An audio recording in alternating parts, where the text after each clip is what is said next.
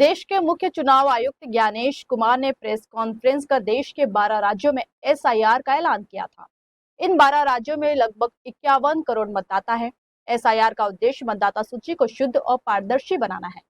SIR का काम मंगलवार यानी 27 अक्टूबर से शुरू हो जाएगा और 7 फरवरी तक चलेगा, जिसके बाद यह मुद्दा राजनीतिक गलियारों में चर्चा का विषय बन गया है। वहीं एसआईआर पर बात करते हुए शिंदे गुट की नेता शाइना एनसी ने एसआईआर को लोकतंत्र और प्रजातंत्र के लिए बहुत जरूरी बताया।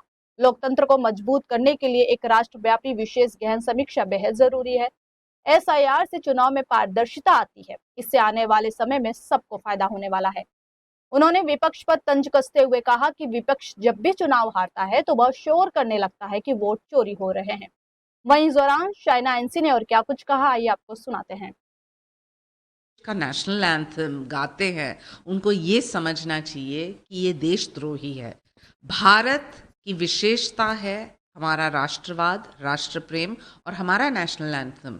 जो आप जन गण मन नहीं बोल सकते हैं, तो आसाम के चीफ मिनिस्टर ने सही किया है कि पुलिस को डायरेक्ट किया है कि एक्शन लेना चाहिए, क्योंकि जब आप घुसपैठ और इन्फिल्ट्रेटर्स को बढ़ावा देते हैं तो राष्ट्र प्रेम छोड़िए, आप राष्ट्रद्रोही हैं। उबाटा सेना जो काम करें वो जाने, वो उनका अंदरूनी मामला है, हम उस पर टिप्पणी नहीं करेंगे।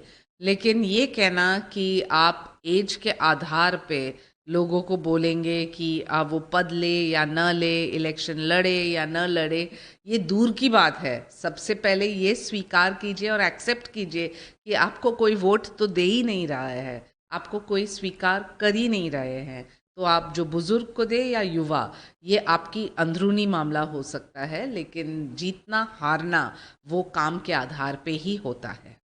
विपक्ष को लगता है ये वोट चोरी एक फिल्म का स्क्रिप्ट है जहां वो बताएंगे और जनता स्वीकार करेगी। एक इलेक्टोरल रोल होता है, एक स्पेशल इंटेंसिव रिवीजन जो है, जो इतने सारे लोगों को क्लीन अप प्रोसेस के बारे में बताते हैं। जिसका देहांत हुआ उनको निकालो, जो बोगस वोटर है या डुप्लीकेट है उनको निकालो। ये सभी चीज़ इलेक्शन कमीशन और ज्ञानेश कुमार ने पब्लिक डोमेन में सबके सामने स्पष्ट किया है। इसके बावजूद जो उनको लगता है कि ये एक फिल्म का स्क्रिप्ट है, तो वो ऐसे ही नकारात्मक सोच के साथ साथ वोट चोरी और फॉल्स नैरेटिव स्प्रेड करते रहे। लेकिन जनता आपको तभी स्वीकार करेगी जब आप इतना ही मेहनत लो आपके विजन प्लान के ऊपर। क्या है आपका विजन प्लान महाराष्ट्र के लिए, वो तो आपने कभी उजागर नहीं किया।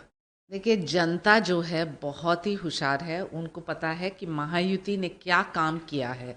इंफ्रास्ट्रक्चर को लो, युवाओं को देखे, सीनियर सिटीजन्स देखो, लाड़की बहन देखो।